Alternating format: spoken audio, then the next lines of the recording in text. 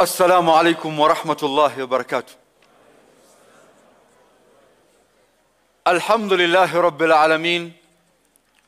أحمد الله العلي القدير رب العرش الكريم الذي يسر لنا هذا اللقاء بمشائخنا وإخواننا وأخواتنا في هذه البقعة المباركة، كما أسأل الله جل جلاله الذي جمعنا هنا أن يجمعنا يوم لا ظل إلا ظله إنه أرحم الراحمين. Ndugu zangu katika imani, awali ya yote tunamshukuru sana Allah tabaraka wa taala ambaye alotuwafikisha leo kwa taufiki yake Allah na rehema zake kuweza kutujalia kuwa hapa tukiwa pamoja mbele yetu na kiongozi wetu Chief Kadhi mkuu wa Kenya, Allah amuhifadhi, pamoja na mashekhe zetu, ndugu zetu, dada zetu katika imani. Tunamuomba Allah kama vile ambavyo alivyokuwa ametukusanya hapa kutoka maeneo mbalimbali, kutoka nchi mbalimbali, mikoa mbalimbali, maeneo mbalimbali. Tunamuomba Allah tabaraka wa taala kwa huruma zake, taufiki yake, atukusanye siku ya kiyama na atusame katika makosa yetu. Ndugu zangu katika imani, kuwa katika viwanja hivi na kujaaliwa na Allah kuwa mahala hapa, hii ni taufiki yake Allah. Wengi sana walitamani kuwa hapa, wengi walisikia matangazo maeneo mbalimbali na walikuwa wana hamu ya kuja hapa, lakini Allah katujaalia sisi hapa kuwa hapa. Hii ni taufiki yake Allah. Wallahu yakhtassu birahmatihi man yasha. Allah anawachagua kwa rehema zake wale alokuwa anawataka. Ametuleta hapa tupate faida, ili yale tutakayokuwa tumeelekezwa, tumeambiwa, iwe sababu ya mabadiliko katika maisha yetu, iwe sababu ya msamaha kwa Mola wetu, iwe sababu ya kufaulu kwangu na kwako katika maisha ya ulimwengu. Maeneo haya yanajenga mapenzi, yanajenga huruma baina yetu kwa Mola wetu. Kwa kuwa hapa, mshukuru sana Allah. Na wale ndugu zetu ambao hawakujaliwa muda huu kuwa hapa, tunaomba sana waungane na sisi, waje maeneo kama haya, kwa sababu maeneo haya yamejaa kheri kubwa sana. Ndugu zangu katika imani, ama anwani ya muhadhara wetu wa leo, madha qaddamta lilislam, kitu gani ambacho wewe ndugu yangu katika imani umekifanya kwa kuufanyia Uislamu? Jambo gani ambalo wewe baada ya Allah tabaraka wa taala kukuneemesha na kukirimu, akakupa taufiki ya kukufanya kuwa Muislamu, wewe sasa, swali langu kwako na katika nafsi yangu mwenyewe, madha qaddamta li nafsika fi dinillah, jambo gani ambalo wewe umelitangulizia kheri hiyo kwa Allah kwa ajili ya nafsi yako? Ndugu zangu, swali hili ni miongoni mwa maswali muhimu mno katika maisha yetu. Unaweza ukamuuliza Muislamu, unaufanyia nini Uislamu? Anakuwa mimi na swali. Swala ni wajibu wewe kuswali. Mimi nakwenda haji. Hija ni wajibu wako, ni nguzo katika nguzo za Uislamu. Mimi natoa zaka. Naam, zaka ni nguzo katika nguzo za Uislamu. Huu ni wajibu wako ambao unatakiwa ufanye. Lakini wewe kwa ihsani ya Allah juu yako umeufanyia nini Uislamu? Siku unakutana na Mola wako, utamwambia nini Allah kwa neema aliyokuwa amekukirimu wewe juu ya neema hii ya Uislamu? Umeufanyia nini Uislamu? Ndugu zangu katika imani, sote tunafahamu a'dhamu neema wa akbaru minna, neema iliyokuwa kubwa sana ambayo Allah alokuwa ametuneemesha, yukrimu Allahu biha abdahu, ambayo Allah amemneemesha mja wake, amemkirimu mja wake, neematul Islam wa sunna, ni neema ya Uislamu na neema ya sunna. Hakuna neema kubwa kwetu sisi katika mgongo huu wa ardhi, neema iliyokuwa kubwa mno kama neema ya Uislamu na neema ya sunna za Mtume Muhammadin sallallahu alayhi wasallam. Yeye mwenyewe Allah anasema wa atmamtu alaykum ni'mati, yeye Allah akatimiza neema zake juu yetu kwa kutujalia sisi kuwa katika dini hii. Ndugu yangu katika imani, fa'ala man wafaqahu Allah, kwa yule ambaye Allah tabaraka wa taala amemuwafikisha lihadha, katika neema hii ya Uislamu, an yatadhakkara daima ihsani Allah azza wa jalla ilayhi, wema wa Allah juu yake, wema wa Allah juu yake ya kumkirimu, kumfanya kuwa Muislamu. Kwa nini ndugu zangu katika imani? Tamanna Ibrahim an yakuna abuhu musliman. Ibrahim ambaye ni Khalilur Rahman, kipenzi cha Allah, alitamani sana sana sana baba yake awe Muislamu. Sote tunafahamu hivyo. Lakini ndugu zangu katika imani, watamanna Nuh alayhi salatu wassalam, Nuh alayhi salatu wassalam ambaye ndiye mtume wa mwanzo kutumwa katika ardhi hii, na yeye alitamani ibnuhu, mwanaye, an yakuna ibnuhu musliman, mwanaye naye awe Muislamu. Si hivyo tu, watamanna Muhammadun sallallahu alayhi wasallam sayyid al-awwalin wal-akhirin an yuslima ammuhu, ammi yake Abu Talib na yeye awe ni Muislamu. Lakini Allah aba, Allah hakumkubalia Ibrahim, hakumkubalia Nuhu, hakumkubalia mtume wetu Muhammadin sallallahu alayhi wasallam. Lakini waja'alani waja'alak, Allah kanifanya mimi na wewe ndugu yangu katika imani musliman duna sual, akatujalia Uislamu. Hatukumuomba Allah, tumejikuta tu kwa taufiki yake Allah leo ametufanya kuwa ni Waislamu. Kwa neema hii kubwa ya Uislamu, ambao hakuna hata mmoja miongoni mwetu aliandika application kwa Allah azaliwe na Allah amfanye kuwa Muislamu. Hii ni taufiki yake Allah kutufanya sisi kuwa ni Waislamu.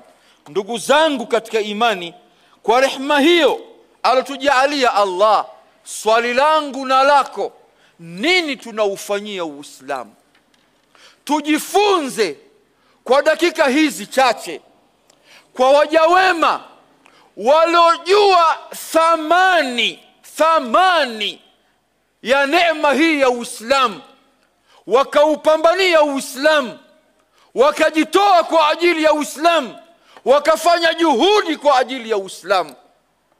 Tuangalie katika hali tofauti tofauti, tutaona mimi na wewe tuna mambo ya kujifunza juu ya Uislamu. Tuna mambo ya kujifunza, ya kufanya mambo ambayo hata kesho katika mahakama ya Allah una jambo la kusema, ewe Allah, mimi nimefanya hili na hili kwa ajili ya dini yako. Rawa al-Imam Bukhari min hadithi Anas ibn Malik Abu Hamza. Anas ibn Malik, sote tunafahamu, alikuwa ni mtumishi katika nyumba ya Mtume Muhammadin sallallahu alayhi wasallam, Abu Hamza, na ndio sahaba wa mwisho kufa katika mji wa Basra. Anas anasema ghaba ammi Anas ibn Nadhir an qitali yawm Badri. Ammi yangu Anas ibn Nadhir hakuhudhuria katika vita vya Badri. Ikamuuma jambo lile kwamba katika tarehe ya Uislamu kuna wenzake ambao wameandikwa kwenye historia, yeye hakuhudhuria kwenye vita vile ambavyo Mtume Muhammad sallallahu alayhi wasallam twafahamu alitoka kwenda kuteka msafara, hakutoka Madina kwa lengo la kwenda kupigana jihad. Anasema Anas ibn Nadhir, ya Rasul Allah, ewe Mtume wa Allah, ghibtu awwal qital qatalta bihi almushrikin, mimi sikuhudhuria katika vita vya mwanzo kabisa, vita hivyo ambavyo wewe ulipigana na washirikina. La inillahu ashhadani alqital la yuriyanna Allah ma asna, ikiwa Mola wangu atanipa taufik ikaja ikatokea tena jambo la vita, Allah ataonyesha, atadhihirisha yale ambayo Allah atakayokuwa ameyadhihirisha. Kwa nini ameweka azma hiyo? Anataka, Allah amemkirimu kwa neema ya Uislamu, anataka na yeye afanye jambo ambalo Allah subhana analiona na analithamini jambo hilo, kaufanyia Uislamu. Falamma kana yawm Uhud, ilipofika wakati wa Uhud, inkashafa almuslimun, wale masahaba 50 walowekwa katika juu ya jabali wakiongozwa na Abdullah ibn Jubair. Mtume anawaambia msiteremke hapa. Walivyoteremka pale, yeye akaona hii ndio fursa, Waislamu wametawanyika pale, anaona kabisa wanaelemewa.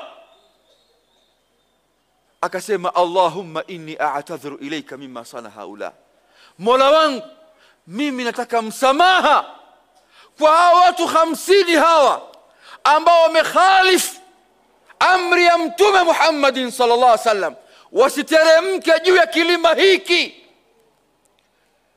Ewe Allah, naomba msamaha kwa hilo waliokuwa wamelifanya. Wa abra ilayka mimma sana haula, ewe Allah, najiweka mbali na hali ambayo hawa washirikina.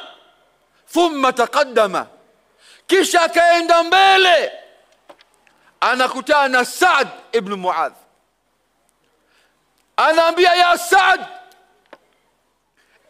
inni ajidu riha aljanna duna Uhud, mimi hivi sasa katika viwanja vya maaraka, viwanja vya Uhud, nasikia harufu ya pepo, wala sihisi mimi kipindi hichi kana kwamba mimi nasikia vumbi lopo katika viwanja vya Uhud. Qala Saad, ya Rasul Allah, ewe Mtume wa Allah, ma stata'tu ma sana, sikuweza kufanya mimi yale ambayo alikuwa ameyafanya huyu. Kitu gani kinampeleka katika azma kama hii? Anataka mtu huyu akisimama kwenye mahakama ya Allah basi aseme, ewe Mola wangu, mimi niliufanyia Uislamu jambo kadhaa. Fataqaddama, akatangulia. Qala Anas ibn Malik, faqatala hatta qutil, akapambana mpaka kauawa. Vita vimemalizika, watu wanachukua majeruhi wao, wanamtafuta hawamuoni. Anasema Anas, fama arafahu, hakuna aliyemjua huyu mtu, ila ukhtuhu bibanani, isipokuwa dada yake, kutokana na alama ambayo alikuwa nayo. Fawajadna bihi, tukamkuta mtu huyu kapigwa mapanga. Fawajadna bihi darbatan 80 darbatan bisayf au ramiyat birumh au ramiyat bisaham, mwili mmoja una majeraha zaidi ya 80 na kitu, yametokana na mshale, mapanga, mikuki. Anas anasema kunna nara au nadhunnu anna hadhihi al-aya nazalat fihi wa fi ashbahi, tulikuwa sisi tunaona kwamba hii aya iliyoteremka katika sura al-Ahzab ilikuwa ina mahusiano na huyu Anas ibn Nadhir au na wale wenye kufanana na yeye. Kauli ya Allah, minal mu'minina rijalun sadaqu ma ahadu Allah alayhi faminhum man qadha nahba wa minhum man yantazir wama badalu tabdila. Aya hii anasema Anas ibn Malik bila shaka imeteremka kwa Anas ibn Nadhir na wale wenye mfano kama yeye. Hadithi hii ndugu zangu inatufundisha ya kwamba kuna watu ambao wamejitolea kupambana kwa ajili ya nafsi zao, kwa ajili ya dini hii. Wewe ndugu yangu katika imani, umefanya juhudi gani katika maisha haya ambayo tunaoishi kwa ajili ya dini ya Uislamu? Ndugu zangu, utaona tofauti ipo kubwa sana kwetu, kubwa sana. Muislamu akiamka asubuhi akaswali swala alfajiri, dhuhuri, asr, maghrib, isha, anaona amemaliza katika Uislamu. Ona jinsi gani juhudi iliyofanyika kwa maswahaba mpaka Allah akajalia mimi na wewe leo hii ni Waislamu kupitia juhudi zao.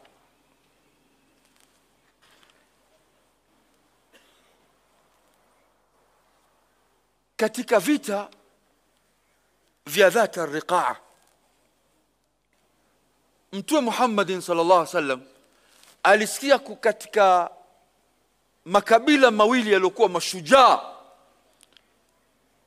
ya Ghatfan na Bani Tha'laba wanataka kuivamia Madina, wanataka kuja ndani ya Madina, kuja kupambana ndani ya mji wa Madina. Ndugu zangu katika imani, Mtume akaamrisha watu watoke wawafate huko huko. Anasema Abu Musa al-Ash'ari, Abdullah ibn Qais Abu Musa al-Ash'ari, kharajna ma'a Rasulillahi sallallahu alayhi wasallam, tulitoka pamoja na Mtume Muhammadin sallallahu alayhi wasallam fil ghazwa, tunakwenda jihadi wakati ule pamoja na Mtume Muhammadin sallallahu alayhi wasallam. Lakini hali waliokuwa nayo, wa nahnu 6 nafar bainana ba'irun na'taqibu, watu 6 wanamtumia ngamia mmoja wa kuwasaidia kwenye safari ya kuelekea huko upande wa Najd, masafa marefu, kilomita kadhaa mbali. Ngamia mmoja wanashare watu 6. Anasema Abu Musa, fanaqibat aqdamuna, miguu yetu jua kali, miguu ikaanza kukatika katika. fanaqibat aqdamuna fanaqibat qadamaya, tahamaki. Anasema miguu yetu yote inakatika katika na miguu yangu imepasuka pasuka, inatoa damu. Mwendo wa safari ni mrefu, jua kali. Anasema wasaqatat athari, kucha zikaanza kutoka kwenye miguu. Jamani, haya tunaozungumza ni kuonyesha jinsi gani dini ya Uislamu leo tuko nayo. Anasema Abu Musa al-Ash'ari radhiyallahu anhu arda, fakunna nalufu ala arjulina khiraq, tukafikia mahala sasa tunachukua vitambaa tunafunga kwenye miguu. Kwa nini? Damu zinatoka, kucha zimeondoka kwenye miguu. Anasema fasumiyat al-ghazwa dhat al-riqaa, mpaka vita vile vikaitwa kwamba vita vya Dhata Riqa, yani vita ambavyo ilikuwa watu wamepasuka pasuka miguu yao. Lima kunna na'sibu ala arjulina min al-khiraq, kwa sababu tulikuwa tunafunga katika miguu yetu vitambara. Kwa nini hawa watu walikuwa wanafikia hatua hiyo? Leo unaweza kumwambia Muislamu wa Nakuru mfano, tutoke kwenda dawa wapi? Kericho, Migori, anaona nafsi yake nzito, ataanzaje kutoka aende huko? Msikiti unajengwa mahala fulani, watu wa msikiti ule wanashindwa kuthamini msikiti ule. Hata ufagio wa kufagilia msikiti wanasubiri mpaka wafadhili. Wao wanaona kwamba kuswali wamemaliza jukumu lao. Unashangaa umeme unamalizika kwenye msikiti, anatafutwa mfadhili aliyejenga msikiti ule aweke luku. Waislamu wanaona kwamba sio wajibu wao kufanya juhudi katika dini. Juhudi wanao machifkadhi, juhudi wanao maimamu, juhudi wako watu fulani. Waislamu wamepoteza ghera, hisia ya kufanya juhudi katika dini hii, kana kwamba Uislamu una daraja la watu fulani wakafanya dini hii. Wao hawana muda huo. Ona miamba hii, miguu inapasuka, damu zinatoka, hawakati tamaa.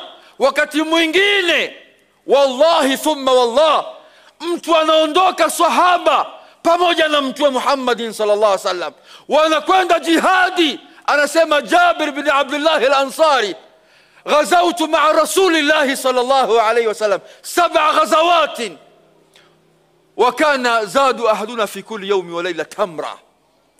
Wanakwenda jihadi, hawana chakula. Masaa 24, 24 hours ya mtu anapewa kokwa moja ya tende. Wanavumilia kwa ajili ya dini. Leo maalasaf, inawezekana unamwambia ustadhi nenda katoe khutba sehemu fulani, anataka apate nauli, apate usafiri, apate kadha wa kadha wa kadha. Anaona bado sio katika juhudi katika hili. Umma tulokuwa nao ni huu. Swali langu katika nafsi yangu mimi, pili kwa ndugu zangu katika imani, tunatanguliza nini? Juhudi ipi kwangu na kwako baada ya Allah kutukirimu neema hii ya Uislamu? Ndugu zangu, tukitoka mlango huo, ebu tuangalie katika maisha yao jinsi gani ambavyo walikuwa wanajitolea katika mali kwa ajili ya juhudi katika dini hii. Sisi leo ukichangisha leo misikitini, Muislamu akiingiza mkono anajua kabisa hii noti ya 500, hii 1000. Yani vidole vina macho ya kujua kwamba hii ni shingapi katika mfuko. Masahaba ridwanullahi alaihim katika maisha yao walikuwa wanaangalia kitu gani walichokuwa wanakimiliki, kitu hicho ndio kiwe cha kwanza kwa ajili ya dini hii. Nitatoa mfano. Ndugu zangu, rawa al-Imam Muslim من حديث عبد الله ابن عمر ابن الخطاب. أنا سمع عبد الله ابن عمر ابن الخطاب، أصاب عمر ابن الخطاب رضي الله عنه أرض بخيبر. عمر Mtume Muhammad sallallahu alaihi wasallam alichukua ile ardhi ya Khaybar, kisha akaigawanya akawapa maswahaba, akampa ardhi kipande hiki. Umar alipopewa ile ardhi ambayo ilikuwa ina mitende yenye thamani, akenda kwa Mtume Muhammad sallam. Mwanae Abdullah anasimulia, asaba Umar ibn Khattab ardha bi Khaybar, alipata Umar ardhi ya Khaybar. Faata an-nabiy sallallahu alayhi wasallam, akamwendea mtume Muhammad sallam, fastamarahu, ataka ushauri kwa mtume. Faqala ya Rasul Allah, Umar amwambia ewe mtume wa Allah, inni asabtu malan bi Khaybar, mimi nimepata mali ya Khaybar, lam usib malan qattu, sijapata katika maisha yangu yote mali ambayo huwa anfasu indi minhu, mali ambayo kwangu yenye thamani kushinda mali hiyo. Nataka ushauri kwako, nifanyeje? Ndugu zangu, hebu fikiria, yani leo sisi tunavyovimiliki vingapi? Omar anaipata mali yenye thamani kwake, hiyo mali yenye thamani kwake yeye, hiyo ndio anataka kwanza ajikurubishe kwa Allah. Akisimama mbele ya Allah akaulizwa, nimekirimu neema ya Uislamu, umeufanyia nini Uislamu?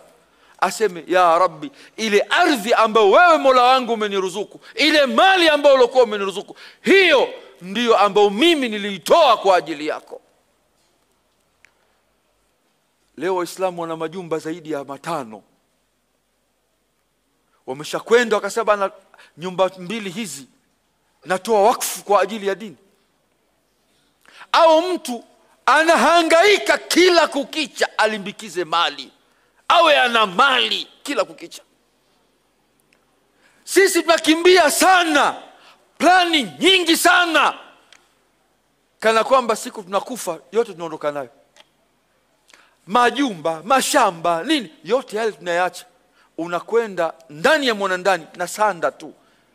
Ulikuwa unaweza kuwa una shamba la eka 20,000, 30,000, una majumba, una magari, una kadha wa kadha, lakini siku unaondoka ni sanda tu ndio ondoka nayo ndani ya mwanandani. Omar anamuuliza mtume, nataka hii mali iliyokuwa bora kwangu niitoe kwa ajili ya dini.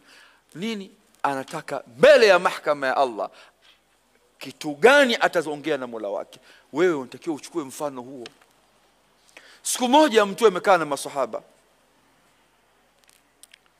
ikateremka Qur'an kwa mtume, kauli ya Allah, man dha alladhi yuqridu Allah qardan hasana, nani yule ambaye anayemkopesha Allah mkopesho uliokuwa bora mzuri?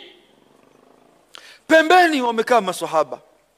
Hapo kuna sahaba mmoja amekaa anamwangalia mtume, Abu Dahdah.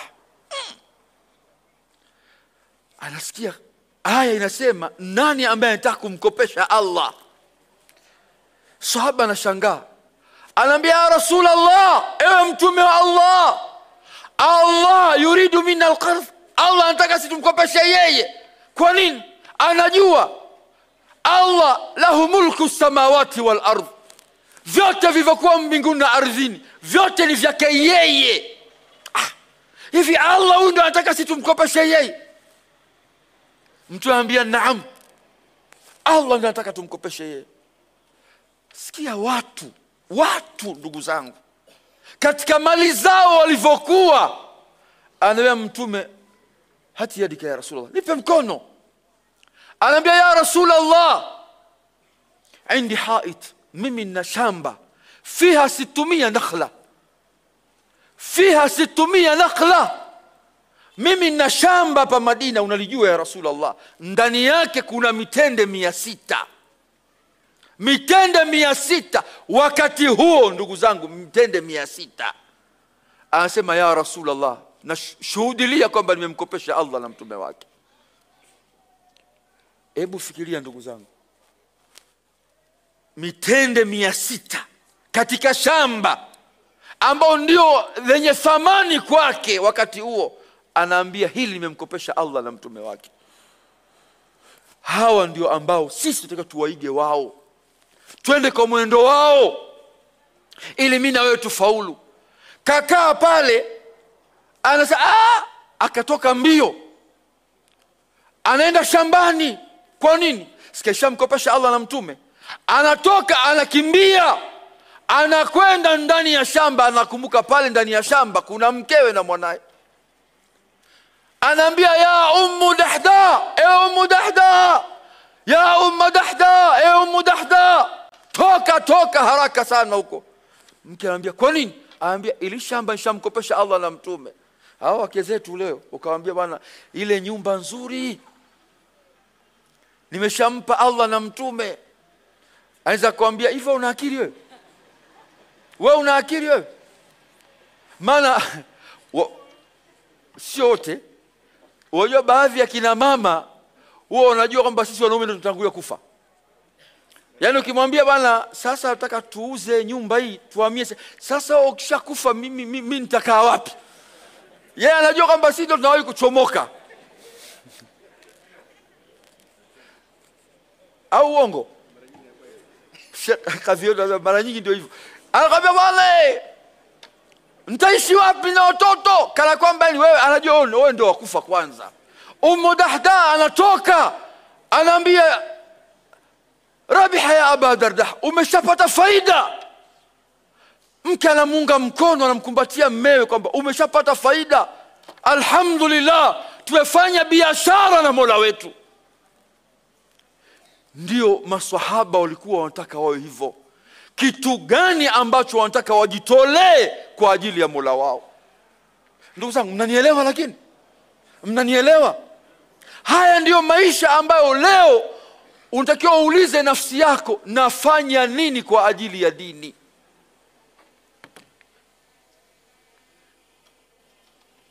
Muawiya radhiyallahu anhu, Muawiya khalifatul mu'minin, anatoa sadaqa, anatoa anasema Urwa ibn Zubair anna Muawiya ibn Abi Sufyan ba'atha ila Aisha radhiyallahu anha 100,000 dinar. Hao makhalifa walikuwa wanawafanyia ihtiramu wake wa Mtume Muhammad sallallahu alaihi wasallam, ahlu baiti nubuwa. Muawiya anatuma 1000 dinar.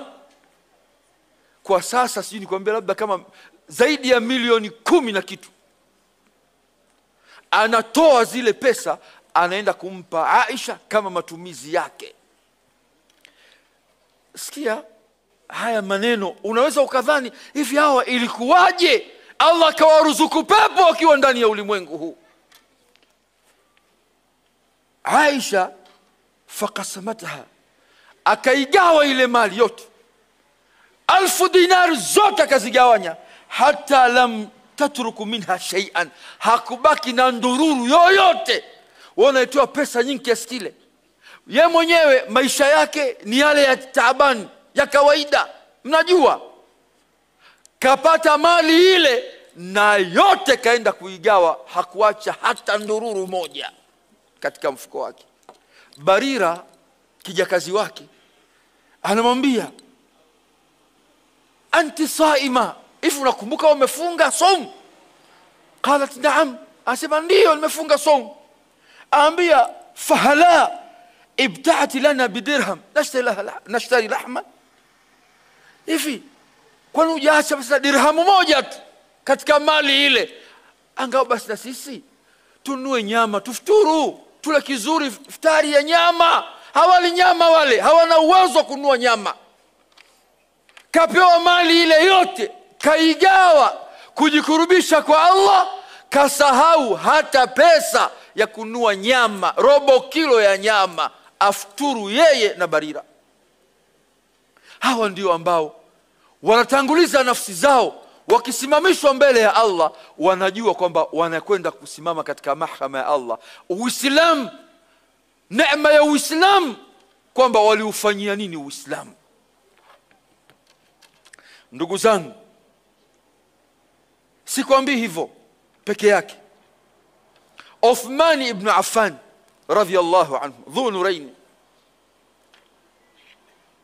Mtume Muhammadin sallallahu alaihi wasallam anasimama msikitini, man yashtari bi'r Ruma walahu aljanna, nani anunue kisima bi'r Rum apate pepo. Kilikuwa kinamilikiwa na Myahudi. Fashtara Uthman ibn Affan, Uthman akakinunua.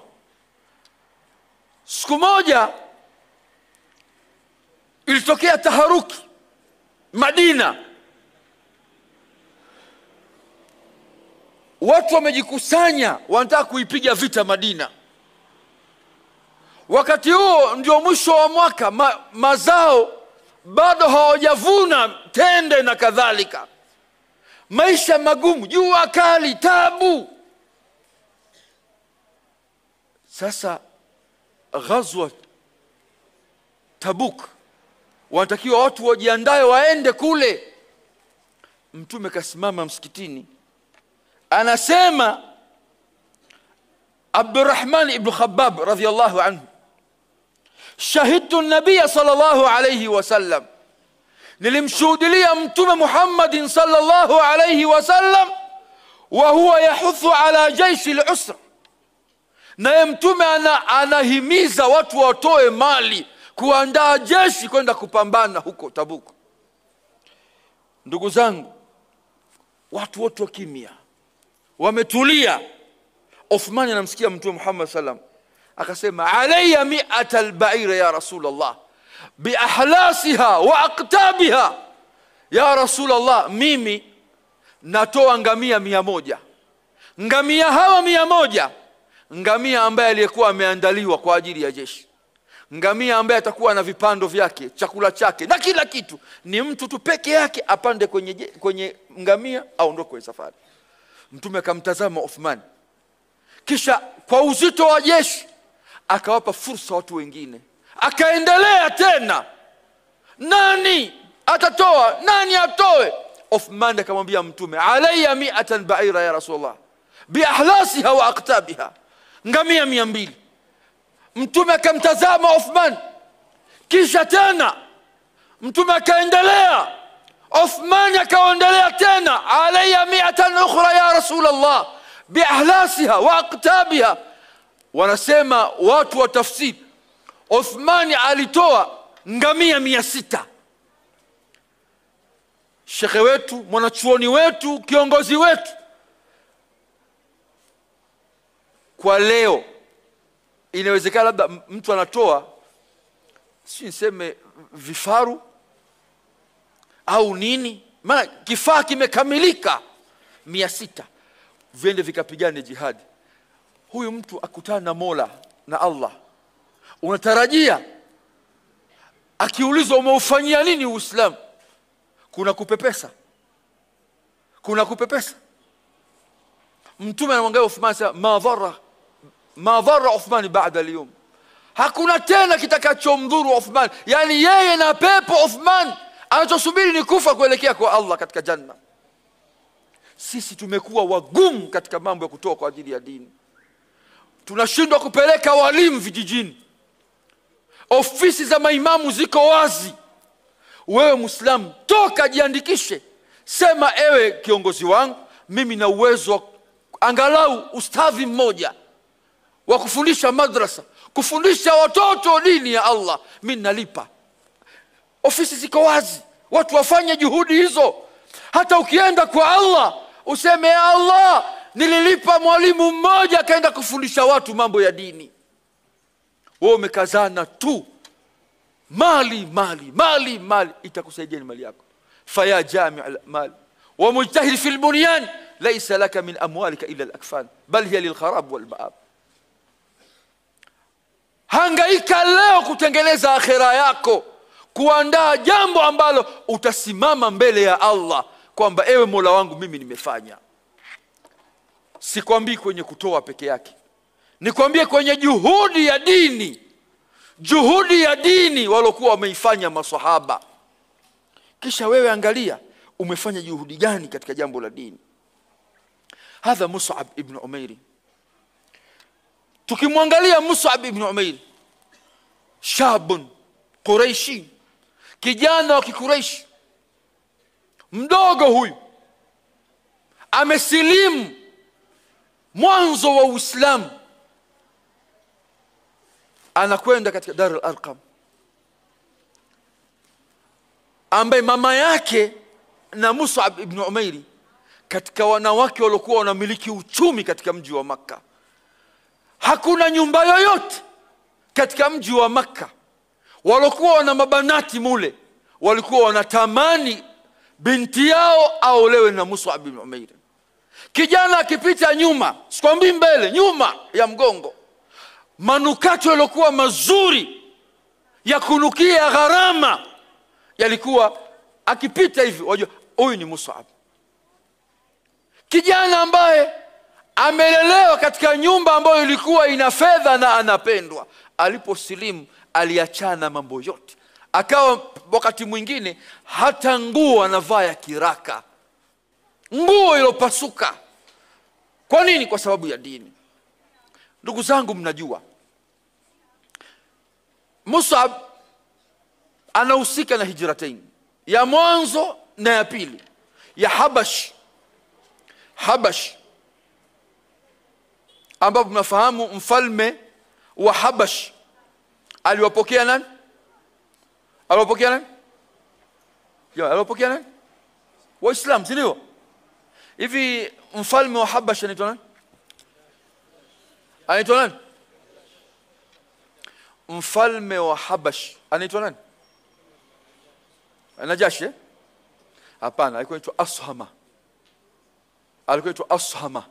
Najashi ni kile cheo, anaitwa Ashama. Mus'ab alienda mwanzo, akarudi Madina, kisha akarudi Makka, kisha wakati mwaka wa 10 wamekuja watu 6 katika mji wa Makka wanaotoka Yathrib, wakati wa Madina. Wamefika pale, mtume akawalingania Uislamu, wakaukubali Uislamu, wakasilimu, wakaondoka.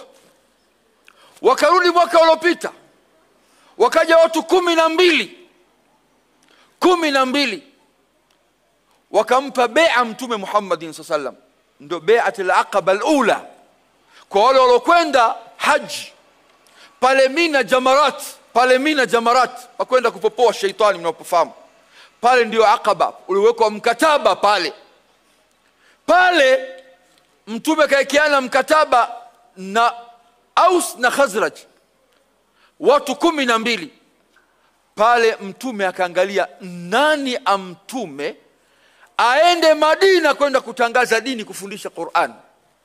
Alimtoa Mus'ab ibn Umair, juhudi ya da'wa. Mus'ab ibn Umair kijana mdogo akatoka na wale watu 12 akaenda mpaka wapi? Mpaka Madina, Yathrib. Wakati huo akafanya kazi ya juhudi katika dini. Alitelemkia kwa As'ad, akafanya kazi kubwa. Ndugu zangu, ndani ya mwaka mmoja hakuna nyumba yoyote katika mji wa Madina ila ulifikiwa na ujumbe wa Uislamu. Kazi kafanya nani? Mus'ab ibn Umair. Mwaka ulofata walianza 6, wakaja 12, wakaja watu 72 wakaja kwa mtume Muhammadin sallallahu alaihi wasallam. Hapo Mina katika Jamarat ikafanyika bai'atul aqaba thani ya kumwambia mtume anaweza kwenda Madina. Pale ndugu zangu katika imani, wanamume 70, wanawake 2. Wanawake alikuwa Ummu Ammar Nusayba binti Ka'b al-Aslamiyya, na wa pili alikuwa Asma binti Amr al-Ansari, na wanaume 70. Kisha baada ya hapo mtume anagura kutoka Makka anaelekea Madina baada ya hidayah ya Allah. Kisha Mus'ab kazi alokuwa ameifanya, hidayat irshad, juhudi alokuwa ameifanya ya dini Mus'ab ibn Umair, mpaka ndugu zangu katika imani mtume anahamia Madina. Mus'ab ibn Umair kwa kazi kubwa aloifanya katika dini hii, katika vita vya Uhud, vita vya Uhud, ndio alikuwa amekamata bendera ya Uislamu, anapambana isianguke, pamoja na mtikisiko ule wa Uhud mnaojua katika tarehe. Anakatwa mkono mmoja, mkono mwingine unashika raya ya Uislamu, unakatwa wa pili, anakumbatia hivyo hivyo kwa adhu zake, anauawa, anakufa pale Mus'ab. Watu wanachukua maiti zao wanakwenda kuzika. Kisa hichi ndugu zangu, rawa al-Imam al-Bukhari min hadith Ibrahim bin Abdurrahman ibn Auf. Anasimulia, anasema utiya at-ta'am of Abdurrahman ibn Auf wa kana saima. Ameletewa chakula Abdurrahman ibn Auf baada ya miaka ile. Chakula analetewa, kapikiwa kizuri anachokipenda yeye. Kwani sote tunapofunga kila mtu ana choice yake wakati wa kufuturu. Huyu anataka chapati kidogo, tambi, huyu biriani, huyu pilau, huyu kadha kadha. Kila mmoja nyumbani kwake anakula anachotaka yeye. Yeye akaitwa chakula anachokipenda. Alikitizama kile chakula, akakitazama kile chakula, kisha akasema kutila Mus'ab ibn Umayr wa huwa khairu minni. Ameuawa Mus'ab ibn Umayr, naye Mus'ab ni mbora kunishinda mimi. Subhanallah. Kwa nini Mus'ab ibn Umayr ni mbora kumshinda Abdurrahman ibn Auf? Yeye anaona vile. Sisi tunaona Abdurrahman ibn Auf ni mbora kwa sababu ni ahadu 10 al-mubashirin fil janna. Amebashiriwa pepo Abdurrahman ibn Auf, bado anatembea katika mgongo ardhi, atembea hivi. Sasa huyu bana ni mtu wa janna, huyu ni mtu wa janna. Lakini kwa juhudi aliyoifanya Mus'ab ibn Umayr, miongoni mwa juhudi ni hiyo nilotaja, Abdurrahman anaona kwamba huyu ni bora kushinda mimi. Lakini pamoja na ubora wake, falam yujad lahu ma yukaffanu fi illa burda, hakuna kilichopatikana cha kumstiri kiumba kilichokuwa bora chenye thamani mbele ya Allah ila kijishuka kimoja tu. In ghutiya biha rasu bada rijlahu, ukifunika kichwa miguu iko wazi, ukifunika miguu kichwa kiko wazi. Pamoja na ubora na juhudi aliyokuwa ameifanya, Mtume akaamrisha mfunikeni kuanzia kwenye kichwa chake, huku kwenye miguu wakaweka majani ya idkhiri na nini, papa wakamzika. Ndugu zangu, Abdurrahman anakiangalia chakula kile, anasema thumma busita lana min ad-dunya ma busita. Dunia leo imekunjuliwa, dunia leo imekunjuliwa, neema mbalimbali zimejaa katika miji.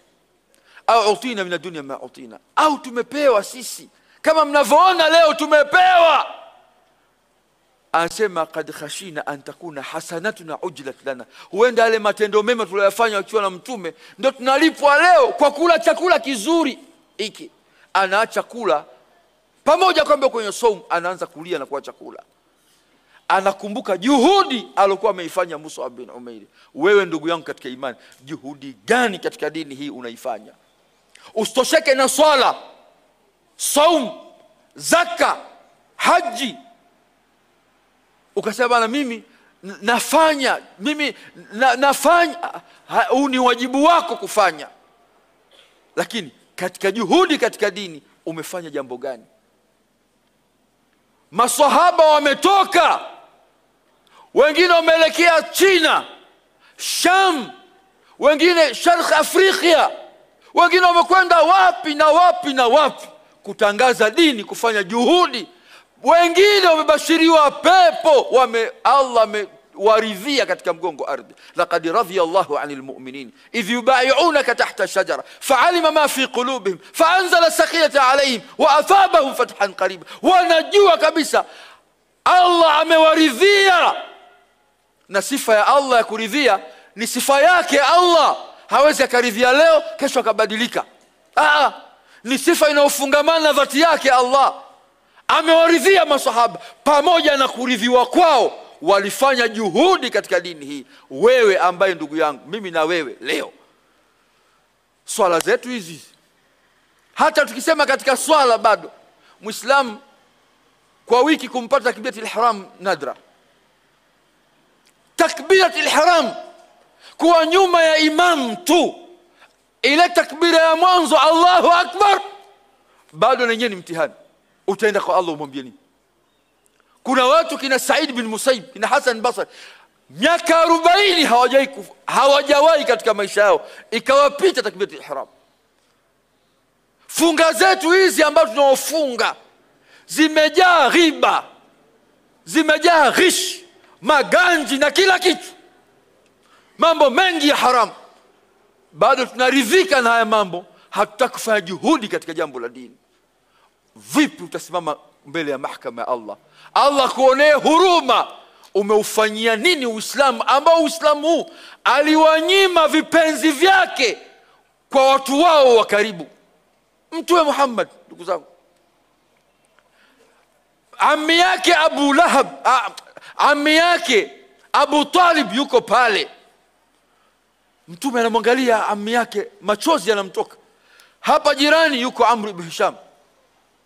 Mtume anambia, ya ammi qul la ilaha illa Allah kalimatun uhaju laka biha inda Allah.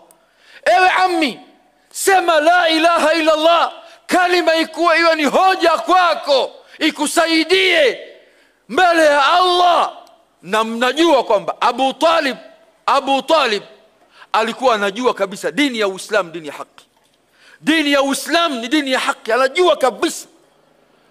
Lakini Abu Jahl anamwambia, ya Abu Talib, unataka kutoka katika mila ya baba yako wewe?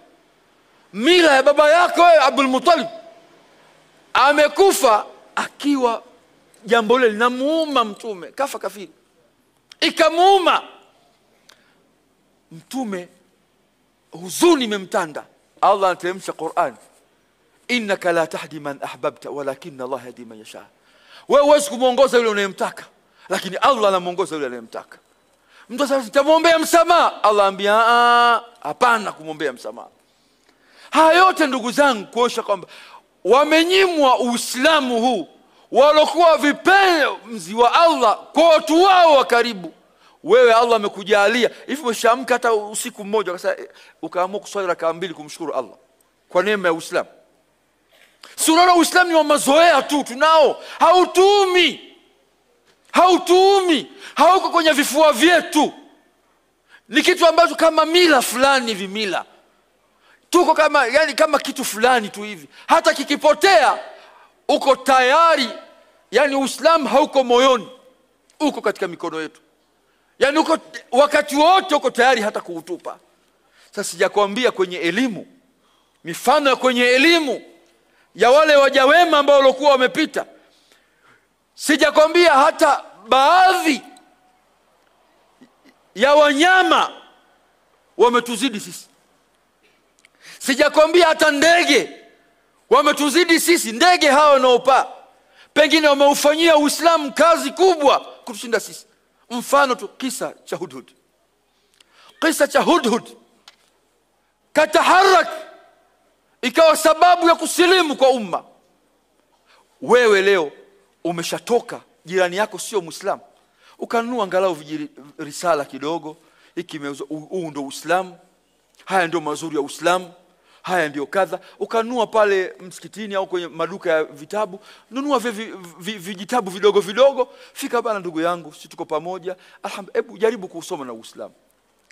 Hutaki. Umeshaenda kumlingania hata mmoja, kwenda kumfikishia tu bana, huu ndio Uislamu. Wewe umeshatoka kwenda kumlingania huu ndio Uislamu, ukamwambia asiyekuwa Muislamu hapana. Sasa wewe juhudi gani unaoifanya katika da'wa? Hutaki. Wasiokuwa Waislamu watajuaje mazuri yetu sisi Waislamu ikiwa wewe hutaki kumfikishia? Manhaji ya Mtume ni kuwafikishia, kuonyesha mazuri yetu, waujue Uislamu wetu. Sio sisi tukae na wasiokuwa Waislamu kwa uadui. Tutakiwa sisi tuonyeshe mazuri yetu, huu ndio Uislamu wetu, tuwafundishe Uislamu kabla kwa kauli hata kwa matendo tulokuwa nayo. Lakini leo inaweza kufikia mahala Muislamu haamiliki. Mpe amana Muislamu ndio utajua. Mpe amana Muislamu ndio utajua kwamba je, dini yake ni Uislamu au vipi. Ndio tunaishi hivyo. Kwa ndugu zangu, muhadhara wetu huu tunajaribu kukumbushana kwamba katika maisha haya tunaoishi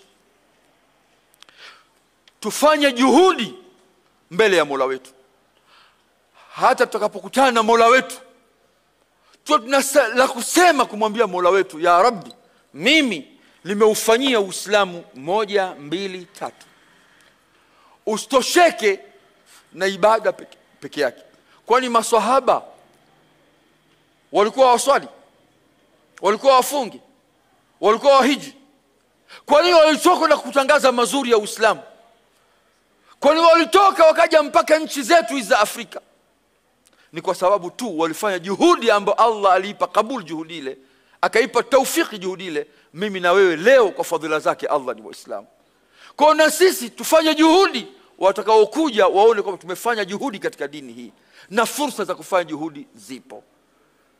Baada ya kusema haya, ndugu zangu katika imani, tunamuomba Allah tabaraka wa taala kwa taufiki yake na huruma zake na mapenzi yake ajalie yale mazuri ambayo tulikuwa tumeyazungumza katika mizani yetu siku ya kiyama, na yale mapungufu ambayo yalikuwa yamejitokeza, basi Allah tabaraka wa taala tusame katika yale mapungufu ambayo yalikuwa yamejitokeza. La muhimu ndugu zangu, madha qaddamta lilislam, jambo gani ambalo wewe ulikuwa umeutangulizia Uislamu mbele ya Allah, una hoja gani ya kwenda kumfikishia Allah? Subhanakallahumma bihamdi, nashhadu an la ilaha illa ant, nastaghfiruka wa natubu ilaik, walhamdulillah. Kishki TV, nuru ya dini yako.